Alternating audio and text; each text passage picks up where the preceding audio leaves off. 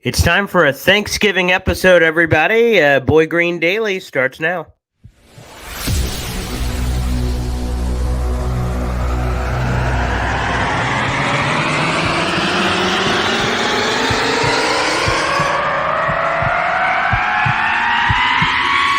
Zoinks! It is unequivocally the Super Bowl for New York Jet fans. Field Yates, baby. Field gosh darn Yates. Let's bring him on the show. Come on, people. Connor Rogers is joining the show. What's up, Connor? But Trevor gosh darn Sycamore, baby, for me, personally, my favorite New York Jet of all time. Wow, it's great to be on. What an intro that was right there. Paul, nobody does an intro like you, man. Paul, you give the best intro of literally any podcast that I've ever been. I'm gonna lose my gosh darn bananas.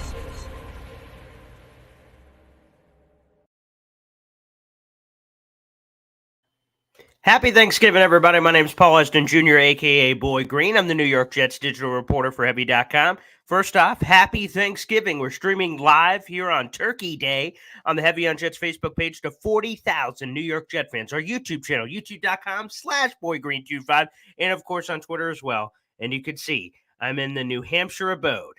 And there is Hop on Pop right there. We're doing a family-style episode here on Thanksgiving. We drove down last night. It's phenomenal, and thank everybody for joining us. And Pop, we're here. How is it? How you doing? Hey, doing great. Happy you guys made it, and looking forward to the show and a day full of football today and tomorrow. So let's start off before we get into all the Jets-Dolphins stuff, which, of course, New York Jets video show. Audio-only version also available shortly after the program. Just search for Boy Green Daily wherever you get your podcast. I wanted to start off with what we're thankful for, and it can be football-related. It doesn't have to be necessarily. Is there something that you just want to say this particular year in 2023 that you're thankful for that you'd like to share to the viewers and listeners? Yeah, I'm thankful for family, that you guys were able to make it over. And I'm thankful I'm only partially a New York Jets fan.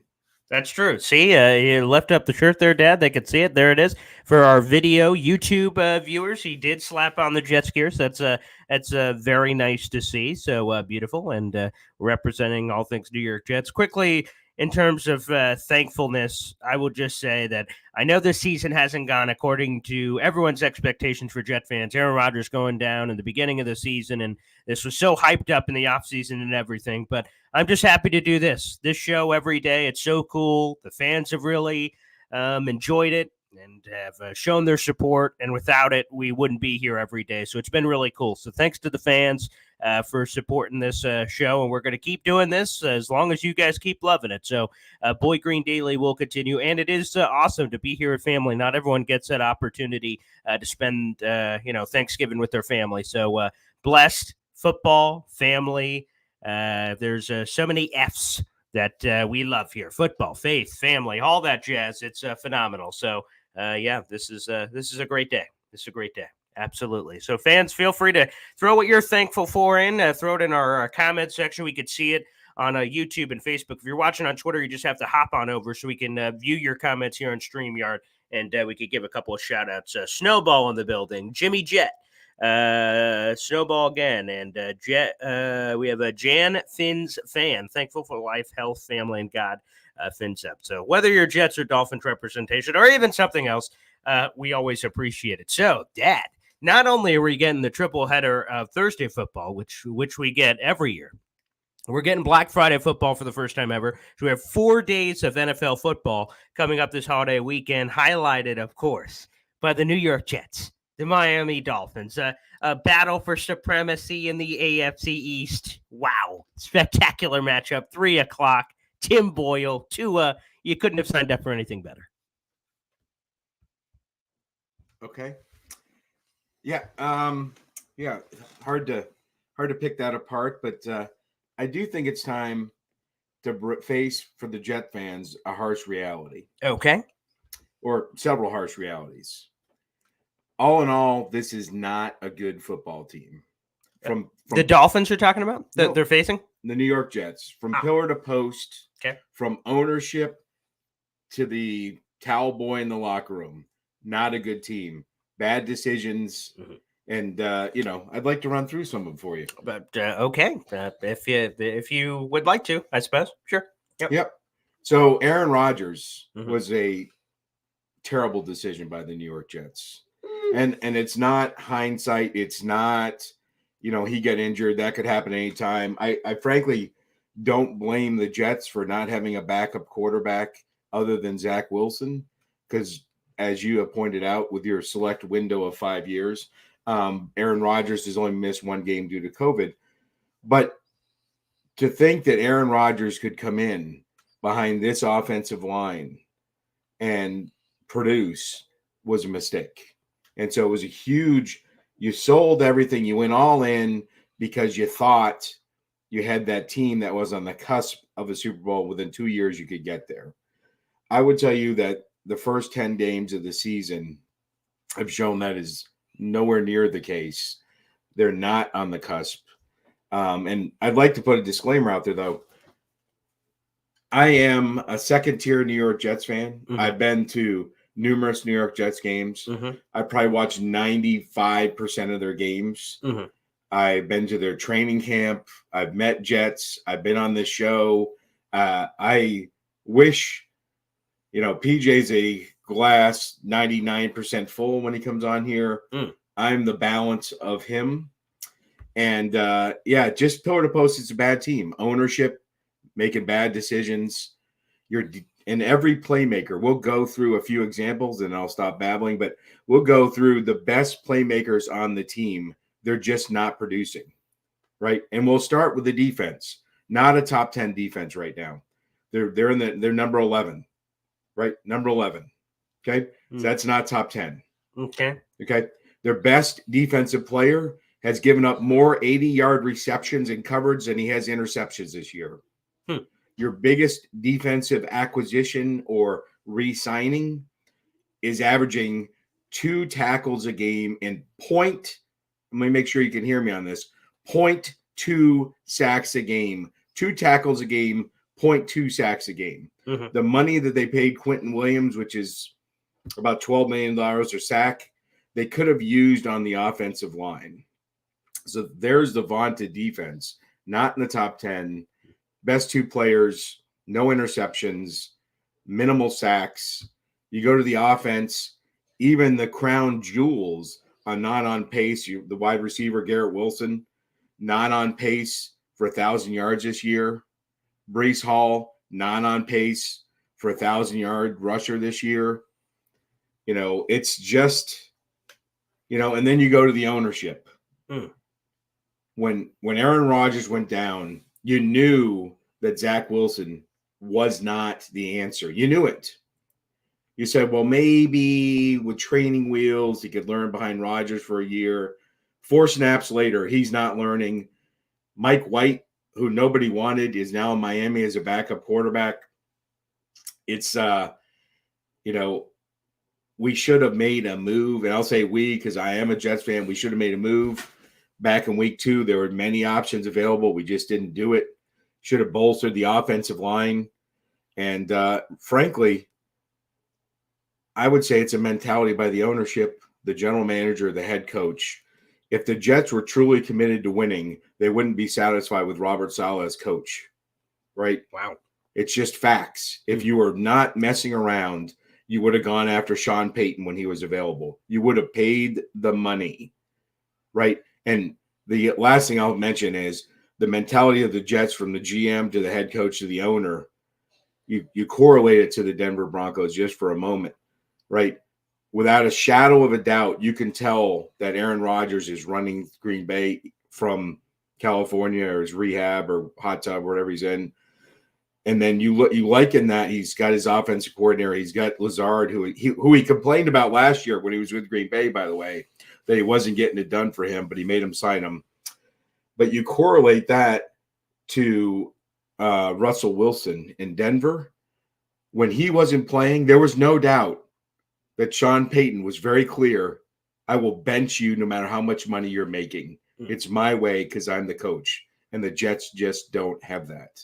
And again, they're a bad team. Lots to unpack there. The one thing I guess I would push back on is the offensive line, because, the The only piece that, unfortunately, because of injuries, that has been steadfast the entire year is Laken Tomlinson, who's an NFL Ironman. He, in the middle of this season, he has started over 100 consecutive games. He reached that milestone over the last couple of years. He reached that with the Jets this season. But everyone else, including Mekhi Becton, who just got hurt in the latest Buffalo Bills game, we'll see if he's able to play on Friday. We'll hopefully get an update on that. Saleh not set to speak today for Thanksgiving for obvious reasons, so we will not speak to Saleh until after the game on Black Friday. But the offensive line, at the beginning of the season, it would have been good enough. The reason Rodgers got hurt wasn't because the offensive line was bad. They ran cut blocks on a play. He was supposed to get rid of the ball quickly, and he didn't. He ends up getting hurt. So it's just kind of an unfortunate situation there. But every other starter on the offensive line has either been placed on injured reserve or has missed significant time this season. I saw a stat. It was during the Bengals-Bills game. That was, I believe, a Sunday night football game 2 or 3 weeks ago, something of that nature. And on the graphic, they said there are 5 teams at that point in the NFL that had started the same offensive line combination the entire season. And the Bills and Bengals at that moment in time, I'm not sure if that's still true, but at that moment in time, they were 2 of the 5 teams that had been lucky enough to be able to roll out the same 5. And then you see the Jets, who are about to be on their 9th different offensive line combination here on Black Friday with Billy Turner set to return, Xavier Newman, and then, like I said, we'll see on Mekhi Becton and potentially Dwayne Brown, who has to be activated by today. If he's not activated today here on Thursday, he'll be out for the season because of the IR rule. So it's just unfortunate. It's just, there's been a lot of bad. Some of the bad you pointed out, I can't dispute, but the offensive line is the basis at the beginning of this conversation. There's just been too many injuries, and the Jets have just been unlucky in that department, it seems. Yeah, and I appreciate that standpoint, and I understand what you're saying. But if anybody can hearken back to the preseason, the Jets realized they were in fire sale mode then with the offensive line. So I dispute that they came into the season looking good and injuries got them here. If you remember the second or third preseason game, they were abysmal. Yes, that's true. Yeah. And so that kind of puts a different slant on what you said about their offensive line and how good it was. It's hard to tell. I know everyone was excited when Dalvin Cook was signed. Mm-hmm. I think that's another sign of the ownership. You got to, he wasn't the second coming of LaDainian Tomlinson. He was not that player, but he might have been serviceable, but we're not feeding him the ball, which is what someone that pounding running back needs.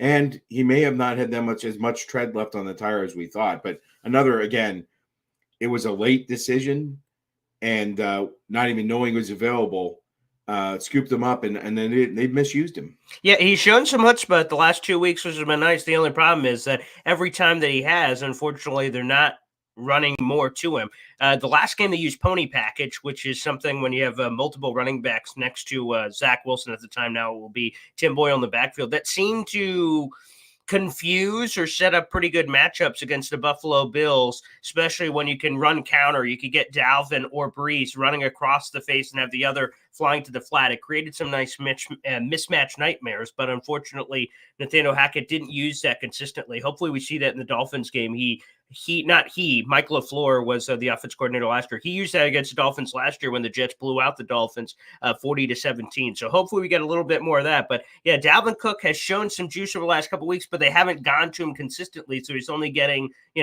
3 to 5 touches a game, not nearly enough to really see if, again, we can get some of that tread that seems to be there on the tires. But obviously from a statistical perspective, $7 million does not look like a wise investment on a 1-year basis. Yeah, I think the Jets, I will say this, I did early on, people were shocked when I said that the record this year for the Jets was going to be 7-10. Mm-hmm. I will sit here today and tell you that if the Jets were truly interested in winning this year, mm-hmm. they could take decisive action now, right? Do what the Bills did only for the right reason, right? The Bills use their offensive coordinator as a scapegoat for having 12 men on the field. Otherwise, that person would still have a job. Yeah. Mm-hmm. Fire Nathaniel Hackett, come in with a different mentality, stop being hamstrung by Aaron Rodgers, someone that may never take another snap for the Jets again. Grab control of the team and start playing, or just keep going, let the slide continue, and you probably get maybe a top 10 draft pick. All right, yeah, let's talk about that. I find that interesting. So obviously, Nathaniel Hackett has orchestrated one of the worst offenses in NFL history. The third down numbers are the worst. That's on recorded data. Again, that only goes back to 1978 on Elias Sports Bureau third down conversion stats. So they're terrible there. And then red zone's pretty bad too. That goes to the early 2000s in terms of its ineptitude. So what do you? I know what I'm asking is somewhat rhetorically, but not, because you already said you should fire Nathaniel Hackett. Aaron Rodgers has committed to coming back for 2024. And on the Pat McAfee show, he has continued to use the term, I feel like I have, quote unquote, multiple good years left in me, which he wants to do for the New York Jets. If you fire Nathaniel Hackett, which of course is his hand-selected guy, even though the time difference was massive, right? Like Rodgers technically wasn't acquired till late April. Hackett had already been in place. There was almost like a wink nature that everything was kind of connected from a stars and moons perspective. But here's the thing. If you fire Nathaniel Hackett, his guy, while sure, technically Aaron Rodgers still under contract, so you can almost just say, hey, what are you going to do? Retire? I just feel like disrupting, like you're committed to the pot. You're committed to the Aaron Rodgers thing. You've brought in his players, Lazard, Cobb, side coaches, Nathaniel Hackett. Like, you've done anything and everything. You've handed the keys to the franchise over to Aaron Rodgers, and I feel like you're pot committed to the Aaron Rodgers experience, whatever it looks like. If he, as he said on the Pat McAfee show this week, after he was laying on that MetLife turf, he thought it was over. And if he just said, hey, guys, sorry, I'm retiring, it didn't work out, then all of a sudden, all right, see you, Hackett, see you, all these other guys like Cobb and God knows what. But the fact that he's pot committed, I think, commits the Jets to see through the Aaron Rodgers experience, because Hackett was committed as Aaron Rodgers being the quarterback. With Aaron Rodgers not being the quarterback this year and Zach Wilson and everything else we're going to see, to fire him and then Aaron Rodgers comes back next year or makes him not want to come back, all of a sudden you start messing with the thing that sold Aaron Rodgers on the Jets in the first place. I think that's a complicated, layered nature of that decision, where you should just fire Hackett based on the numbers. They're terrible this year. But also, if you do that, then also there's the Rodgers factor that always has to be in the conversation, which makes it difficult. Yeah, I think everybody kind of loses sight of the reality. Aaron Rodgers is an employee of the New York Jets. Mm-hmm. He's not the general manager. He's an employee. Okay? Yeah. So it's not about what he wants, right? Every person that came in, with the exception of maybe some of the side coaches I'm unfamiliar with, Hackett, Lazard, Cobb, terrible, worse, abysmal. Cut them all. We need some fresh blood. We are burning the best years of two of the best position players the Jets have ever had, with Sauce Gardner and Garrett Wilson. You're not going to be able to keep them both under contract when the time comes. And you have Breece Hall, right? So these are some of the best players the Jets have ever had, and their years of their rookie contract are burning right now as we speak. And so take control of your team. Take control of your team. Give them the bump. You think we keep talking about how there's still a chance, they go on a run, they can win the AFC East. That will not happen with Nathaniel Hackett running the helm of the offense. It will not happen. And Aaron Rodgers needs a reality check that he can go into the darkness and get over the fact that they fire Hackett, right? He can go, commune with whoever he goes into the darkness and talks to. But he is an employee of the Jets, not any different than the janitor or the lunch lady. And he does not tell the Jets what to do. And if he does, that is even more pathetic than the Jets record right now. Again, you are not the only Jets fan, to put that in a bucket. You're not the only Jets fan that feels this way about ripping off the Band-Aid on the Nathaniel Hackett experience and just going in a different direction. However, I would say if the fan base was split like a pie, that's very fitting for Thanksgiving, I would say 60% in a simplistic model are on the let's run it back with Aaron Rodgers. We have to see this thing through. And then there's probably a very annoyed, and I still think the 60% are obviously annoyed with what's happening right now. But I think the other percent, the 40-ish%, are as frustrated and annoyed, saying, you know what, it didn't work. Let's just move on. And if Aaron Rodgers comes back with a new OC, awesome. If he doesn't, oh well, it didn't work out. Again, I just view it the same way that, like, I hear what you're saying. The Jets have been terrible, but Aaron Rodgers, like, it's almost like, you look at your 53-man roster and janitors and everything else beyond that. Number 1 and number 53 are not the same. Everyone is evaluated differently. Aaron Rodgers is handled differently than the kicker or punter, although the kicker and punter are well respected around here at Jets Land because we've had too many bad ones. But the point is that Aaron Rodgers has more say for obvious reasons that he has more say. And I know that bothers people. I know that rubs people the wrong way. And I know that's not politically correct that one person would have more power than the other as a player, but it just is what it is. A 4-time NFL MVP, everything that the Jets have built this offseason around, ultimately, we can have our opinions on it. I just think the fact is they are going to see this out. And while other people are firing their coordinators, which I'm sure would be another point you bring up, Mike Tomlin fired his offensive coordinator at 6-4. The Bills fired Ken Dorsey, and they were hovering at 5-5. Now they're 6-5. Like, even winning quote unquote programs decided to get rid of their guys in more favorable situations. And Nathaniel Hackett's been worse than both of those guys. So I understand why people would say move on and fire from him. But the fact of the matter is the Jets aren't going to do that. And we could talk about it, I guess, and debate it, but I would be flabbergasted if the Jets decide to move on from Hackett. Every time Saleh's been asked about it and his media availability, he has just totally disregarded that as a possibility to move on from him. So much so, I was texting one of the Jets beat reporters, and he said, we're not going to even ask the question anymore because we know it's a moot point, that they're not going to move on from him, so we're not going to keep asking him that question on a week-to-week basis about Hackett's job security. Yeah, I would tell you that I'm not saying to move on from Aaron Rodgers, right? Aaron Rodgers is the quirkiest, eccentric quarterback in the NFL. We have no idea if he's going to play for one more year, 10 more years, whatever it is. Sure. And he doesn't share that information with anybody. He's not a great teammate, just for the record. Ask the Green Bay receivers.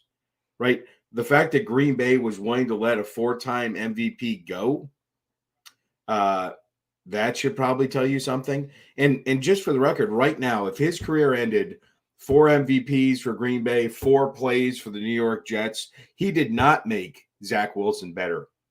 Right. He chose to be in California than to be there helping out Zach Wilson on the sidelines. That was a decision he made. Is that a team player? Achilles rehab. He had to do it back with Neil Elitrosh back in California. Yeah, yep. He had to. So, yes, I think you're still latched onto this dream. This is no different. Aaron Rodgers, and I said it when they hired him, and when they were going after him, I told you I thought it was a bad idea. Aaron Rodgers will set back the franchise, and like Brett Favre did. And unlike Brett Favre, there's not going to be any 5-touchdown games. No excitement to go with that little pit stop in Brett Favre's career. We're not going to have that positive. We're not going to have that bump. I would tell you now that if Robert Saleh can or cannot fire Hackett, doesn't do any of these things, he will not be coaching the New York Jets next year. He's not a great quarterback, not a great head coach. Probably should never have hired him. He's not going to take him anywhere. His only chance would be cut bait on Hackett, go on a winning streak, take him to the playoffs. That will save his job. Anything outside of that, I don't think it's salvageable. Yeah, that's another debate point we can discuss here, but in the same light, really, because I feel like Joe Douglas and Robert Saleh, their job security obviously has been in question this season. I would say that they're in the same boat. Although Douglas has been there longer, obviously he's going on. It's technically he was hired in the summer of 2019, so we're going to be going on year number 6, depending on how this how this goes. Although, like I said, the math is complicated because he didn't draft or free agent that team that year. He came in after the fact. So it was all weirdly constructed how he came in. However, I think they're in the same boat. If you move on from Douglas, then you're really wiping the entire slate clean. So, or Robert Saleh in that sense. Whatever, everyone's attached. The only way that I see the Jets firing anybody as opposed to bringing this entire party back is the Jets are 4-6 right now. Do they get a Buffalo Bills bloodbath on Black Friday in a national window? That could certainly make a Woody think differently. A historic losing streak. They go from they're 4-6 right now. They finish, I don't know, whatever that math would be, 4-13 or 5-12 or 6-11. If they finish worse than they did last year, there's a chance Woody can blow up the whole thing as we get the magical clock. That happened last time. I'll just let that play out. Yeah. Yeah, if you guys remember, a couple of weeks ago, we were here for that. Yeah. Beautiful. Yeah, look at this. That's an expensive clock right there. Yeah, you guys can hear that. Wow. Beautiful. And then the clock like comes back together. It's really a nice piece. I would show you guys on camera, but the studio's kind of set up here. That's beautiful. Anywho, the point is that, and maybe that's fitting for how that just happened, but I would just say that I think this regime is coming back. It's all going to be together. The only way it's not is an epic collapse this season. That's the only way I see them firing it, because I believe Woody is going to say, well, I want the same thing we said earlier. I think we're going to want to see this Aaron Rodgers thing through. The only way they don't is the Jets just keep getting blown out, and the chance of a lost locker room, which we have not seen yet. Robert Saleh has really done a good job from a temperature perspective of always changing things at the right time, like the Tim Boyle thing. He couldn't have trotted Zach Wilson back out there. Now Zach Wilson's QB3, emergency QB3. He will be inactive on Friday, but because of the rule, he will be dressed in full uniform. If the first two quarterbacks are injured, he will be able to enter the game. So I think that's the only way that this thing's going to blow up. So I think, quite frankly, it's so weird to say this in this kind of season. I think Saleh, Douglas, Hackett, and the whole group are safe outside of an epic collapse. Yeah, I would just say, and people won't believe it by what I've said, but I really want the Jets to go back and win the Super Bowl again. But we need to not be satisfied. We need to make a big move. Right now, we have 3 quarterbacks on our roster that maybe none of them would be signed by another team. None of the 3. That's how bad this quarterback room is.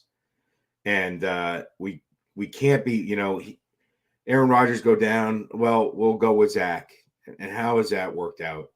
It hasn't, right? I would say clean house, go after Bill Belichick, make a big move, be serious, be precise, be aggressive, right?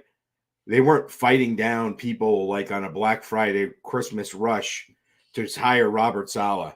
They need to make a splash like a Sean Payton that they could have had. Bill Belichick will be available.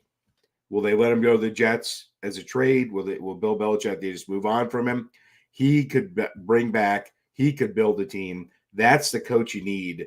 Think of all the coaches you've had and which coach were you happy with in the past 20 years as a New York Jets fan? I'll tell you, I'll run up the total on my tote board. 0, right? We could go through them. We've had a history of bad coaches, and they need to be serious. They need to show that they're a team that intends on winning as opposed to just rolling with what they have. Yeah, I just to clarify that for all the people in the chat, Belichick ain't coming here. He hates Woody Johnson. That's actually the passing, unfortunately, of Mr. Hess, God rest his soul, and then the taking over of ownership of Woody Johnson in the late 90s, early 2000, when that all transpired. Technically, Woody Johnson's first year in 2000. That's the reason Belichick didn't want. He was unsure of the ownership. So that is not going to happen, and he hates the Jets. If you read some of his books that are out there, he absolutely despises the Jets. So that will not happen. But, and I also will say, Saleh was actually that year was considered the #1 head coaching candidate that was available on the market from his San Francisco days. So he was highly sought after, and the Jets, quote unquote, won the sweepstakes when they brought him in. But he's had poor quarterback play the entire time, and you can blame him for that. Although Joe Douglas grabbed his groceries, so he has just had a horrible quarterback play. And the thing I wanted to see this year, and hopefully we see it in 2024, is Robert Saleh having an Aaron Rodgers. Now, how does his defense look? His defense is built when they have leads for the pass rushers to go crazy and things of that nature. Unfortunately, we're robbed of all that this year. I am curious to see what we see in that in 2024. Yeah, Bill Belichick was an example for the people that are getting all wound up on that. But who might come out? Bill Cowher, right? Be serious. about getting a proven record head coach to come in, shake things up. I'll tell you, I'm not a big Belichick fan, but his mantra, the Patriots mantra, the Jets could use it. Do your job. That's what they need to do on tomorrow. Do your job, Sauce Gardner, right? Cover. Don't suplex. It's embarrassing. That's coaching, just to go back to Robert Saleh. That Sauce Gardner said after the game he had no idea that a German suplex was illegal. I don't know where he's been other than filming Buffalo Wild Wing commercials. If he was watching film or tape, every other player in the NFL knows that's illegal. It's like Donovan McNabb didn't realize you could have a tie in football. Who are these people? Wake up. Yeah, I will just say the Sauce one just didn't seem to make any sense after the game. For those who missed it, obviously Sauce gave a German suplex to Stephon Diggs. He knew that he said that the whistle was blown, but he was halfway through it, so he said he was just going to finish it. So that was dumb on that part. And then secondly, even more dumb is Sauce said after the game that he did not know that you're not even allowed to do that in the field of play, because one of the Jets teammates said, "Hey, dude, even if you didn't hear the whistle, you can't do that." And he went, "What? Really?" So I don't know what Sauce has been doing, but that one was a little weird. Anywho, we'll wrap it up here because we're over 30 minutes here on Boy Green Daily. But I do want to reiterate a happy Thanksgiving to all of you guys out there. A football extravaganza triple header. My dad, who is a Jets fan in the moment, will be rooting for his Dallas Cowboys in the middle window against the Washington Commanders. In beautiful fashion. We also have Packers Lions today, and then the nightcap will be Seattle versus San Francisco. I have all. By the way, we'll end with that. I have all the favorites in those games. I hope we have better football than I'm expecting in terms of no blowouts, but I think the Lions are going to blow out the Packers. I think the Cowboys are going to blow out Washington. I do think San Francisco is going to blow out Seattle. I hope I'm wrong there because I'd like more competitive football, but those are my picks. What are your picks for the triple header here, Dad? Yeah, the same. I mean, a Lions fan would be incredibly happy to recognize for the first time in a long time. It's the noon game is the Detroit Lions slot. How? Nobody knows. But it is typically they've lost by double digits, that they are, I think, 7.5 point favorites right now. That's correct. Yes. That's incredible. It's an exciting time to be a Lions fan and their records. I'm looking forward to that. As opposed to, especially they get to beat up on Green Bay, which most of the NFC North loves anyways. So I have that. Cowboys will annihilate the Commanders. And then I do think it will not be close in the 49ers game, although I think that'll be the closest of the three games. Here's the fun fact for the Lions fans. So the Lions are 8-2 heading into this game. This is the first time the Lions have headed into a Thanksgiving with at least 8 wins since the 1991 season. And that was the last time that season the Detroit Lions won a playoff game. Didn't want to bring that up to Dad or Michael Irvin because I remember what happened in those playoffs in 1991, as Barry Sanders reminded Rich Eisen on the Rich Eisen show earlier this week. So great times ahead for the Detroit Lions. But Lions Cowboys, actually, that's on the docket in a handful of weeks, so they'll get their opportunity to square off in the old squared circle. So that'll be interesting to see that in due time. Thanks, everybody, for tuning in for this holiday special. Again, make sure you guys show your support wherever you're watching. Hit that follow button, like the video, and hit subscribe as well. Like I said, the audio-only version of this will be available shortly after the video live stream. Enjoy the time with your loved ones. We will be back tomorrow morning for a game day preview with Woody talking Jets-Dolphins. He'll share his Woody 3, and we'll get you guys ready for game day, Jets-Dolphins, 3 o'clock on Black Friday. Enjoy Turkey Day, everybody, and we'll see you around. Take care.